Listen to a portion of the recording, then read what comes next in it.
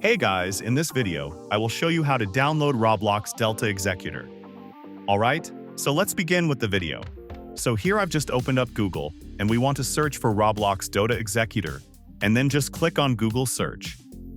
Here you will see some different websites, but I suggest using the first one here, which is Chrome extension. Here, click on Add to Chrome, and then click on Add Extension. After extension has been downloaded, tap on it. And in this extension, tap on this Download tab. Here, it will show you how to download it, so you have to go this website.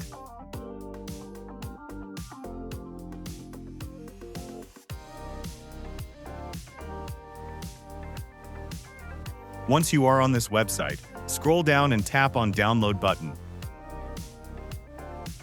After that, again scroll down, and if you click on Download File, this will begin downloading your file, and you can just double-click on it later to install it.